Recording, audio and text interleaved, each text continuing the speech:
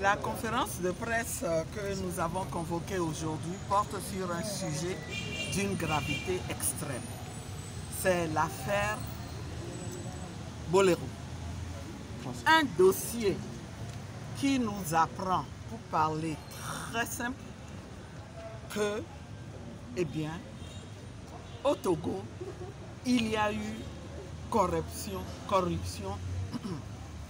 au plus haut sommet de l'État.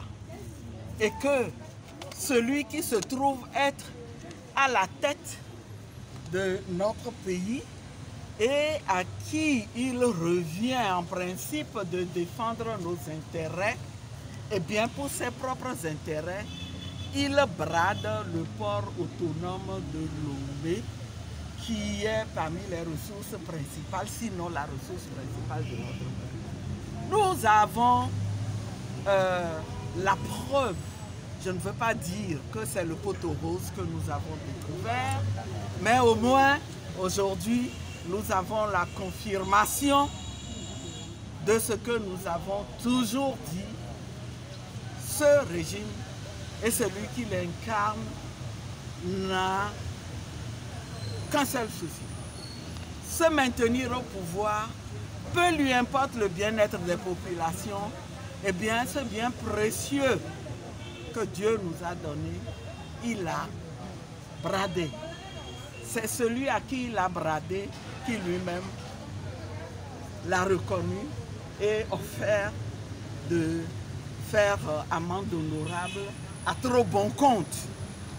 C'est pour ça que, comme il y a toujours un Dieu pour les malheureux, eh bien, Dieu a permis qu'une juge française défende les Togolais contre celui qui est censé nous défendre. Vous avez déjà entendu ça? Vous avez déjà entendu ça? Ce n'est pas très grave.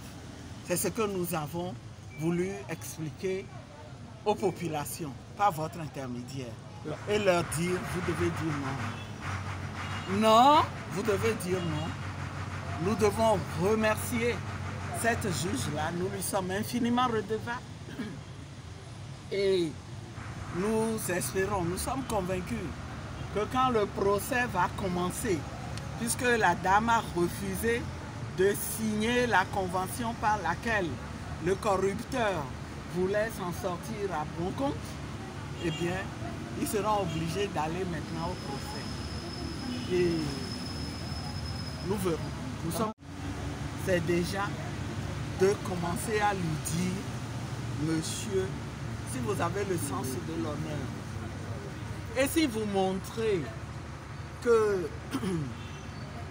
vous avez un tant soit peu encore un sens de l'honneur, du patriotisme, eh bien, tirez vous-même les conclusions que les gens bien tirent de ce genre de dossier quand ils y sont impliqués.